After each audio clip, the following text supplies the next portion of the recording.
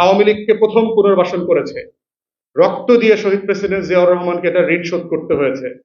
জাতীয় পার্টি দ্বিতীয়বার আওয়ামী লীগকে পুনর্বাসন করেছে, জাতীয় পার্টি নাই হয়ে গেছে, 6 টুকরা হয়ে গেছে পিজার মতো, এখন নাই এটা।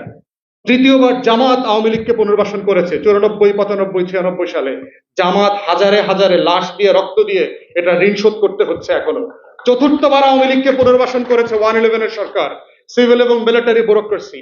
আমাদের টোটাল ব্যুরোক্রেসিকে নাই করে দিয়েছে ভারত এবং আওয়ামী লীগ। অতএব যারা আওয়ামী লীগের মতো একটা গোখরা সাপকে, একটা কোবরা এবং কুমিরকে পুনর্বাসনের রাজনীতি করছেন, তাদেরকে ইতিহাসে ফিরে যেতে হবে। ইতিহাসের নোট বইগুলো দেখবেন, আপনারাও কিন্তু গোখরা শাকের কামড় থেকে বাঁচতে পারবেন না। অতএব ভেরি কেয়ারফুল। জুলাই রেভলিউশন হচ্ছে শত্রু মিত্র চেনার রাজনীতি। জুলাই রেভলিউশন হচ্ছে লাল সবুজের পতাকার বাঁচিয়ে রাখার রাজনীতি।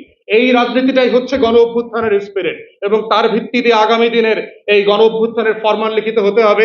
সেই আহ্বান রাখিয়ে আমার